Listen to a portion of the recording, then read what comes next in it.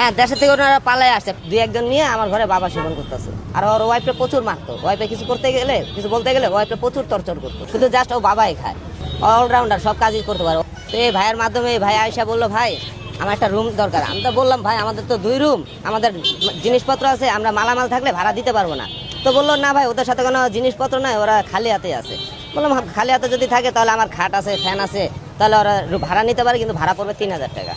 আমার রুমটা জাস্ট একটু ছোট, কিন্তু ভাড়া 3000 টাকা পড়বে, আমি যেতে খাট ফ্যান সবই দিব। তো বললো ঠিক আছে ভাই। তো এর পরের দিন ওনাদের নিয়ে আসলো, আনার পরে আমার রুম ভাড়া দিলাম। ভাড়া দেওয়ার পরে মাসখানিক রইলো। তারপরে একদিন আমার ওয়াইফে দেখলো যে ও 2-1 জন নিয়ে আমার ঘরে বাবা সেবন করতেছে। তো বাবা সেবন করতেছে, আমার ওয়াইফ তো এগুলো পছন্দ হয় না, আমার সাথে এমনি চিল্লাচিল্লি করে। তো আমার ওয়াইফ বলে না করে দিল যে আপনি রুম ছেড়া দিয়ে। তো আমার রুমে প্রায় 1.5 মাসের মতন, 2 মাসও যায় না গা, এর ভিতরে ওনাদের আমার ওয়াইফ বাইর করে দিছে। বাইর করে দেওয়ার পরে সোহেলে কী করলো, যে গ্যারেজে কাজ করে বিল্ডিং, ওই গ্যারেজের মালিকে ওনার উপরে রুম নিয়ে দিল। রুম না দেওয়ার পরে উনি ওইখানেই থাকতেছে, কাজকাম করতেছে। প্রায় ভালোই দেখলাম তো 2 মাস। তো হঠাৎ করে এরকম কি হয়ে যাবে এরকম ভাবেও নেই। বাবা সেবন কি স্বামী স্ত্রী দুজনেই করতো?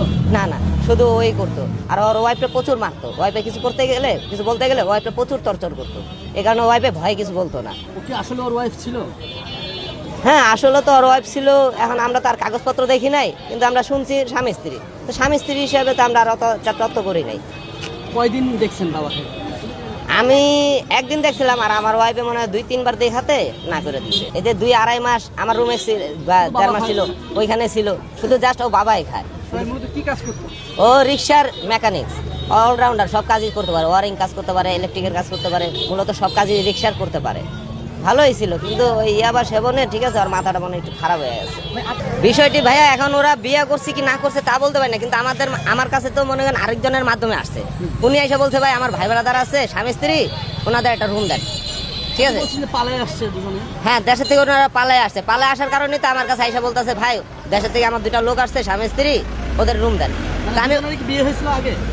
আগে বিয়ে হয়েছে কি না হয়েছে সেটা তো আমি বলতে পারবো না, কিন্তু যে আমার কাছে নিয়ে আসছে সে বলছিল স্বামী স্ত্রী।